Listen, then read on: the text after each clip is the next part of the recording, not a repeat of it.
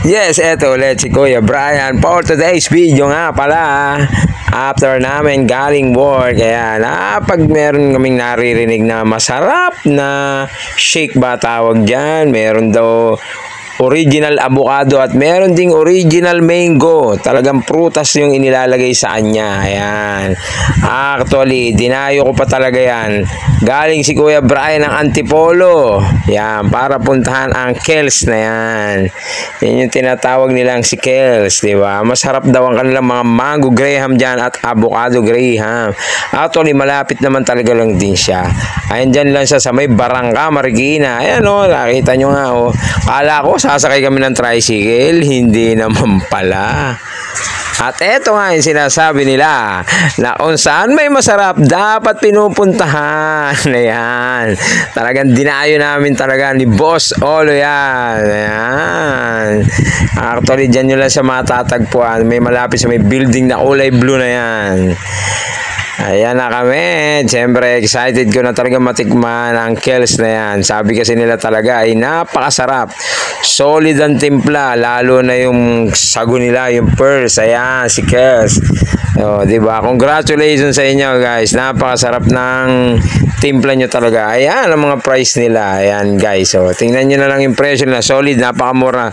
Salagang 89 pesos yung avocado graham yan. 22 ounce. Solid. O, nasa tapat lang siya ng Barangka Elementary School. Diyan nyo lang siya makikita talaga. Pagpasok nyo lang ng Barangka. Ayan. Sabi kasi nila talaga ay napakasarap. Talagang pinipilahan niya ang Kels na yan.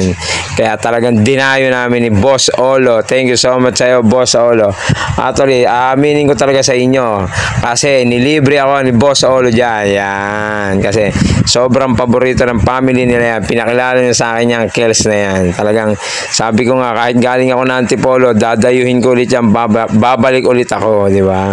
Kaso may request nga si Mayora, Olo. Sabi niyo, Mayora, baka naman, Kels, may palibre ka. Charot lang. Joke lang yun. Ayan, no. Napakasarap naman talaga. Kasi nga, di ba? Ako, tinikman ko na talaga siya. Ininom ko na siya nung pagkagaling. Inuwian ko na lang talaga si Mayora. Ayan, no, di ba? Sa jeep pala, binanatan ko na yung order ko. Na avocado graham na yan. Actually, napakalaki niya, no? Sa halagang 89 pesos. Sulit na sulit talaga siya. Sobrang makrimi siya. Maganda yung pagkakaluto ng pearl niya. Ayan, no? Hindi na ako makatiis, eh. Binanatan ko na sa loob ng jeep na yan. Talagang inom na ako. Ayan. Pagka take out namin, pagkakuha ko, di ba? Napakasarap niya. Ayan, guys, oh. Avocado talaga siya. Solid. Talagang pampatanggal ng init ng ulo sa mainit na panahon. Ay, medyo umuulan na nga pala. At syempre, hindi naman magpapatalo si Mayora. Ayan, no, napakalaki niya, oh, guys. So, sabi ni Mayora ay napakasarap daw, solid. Kels, baka naman, sabi ni Mayora. Thank you so much sa inyo, guys.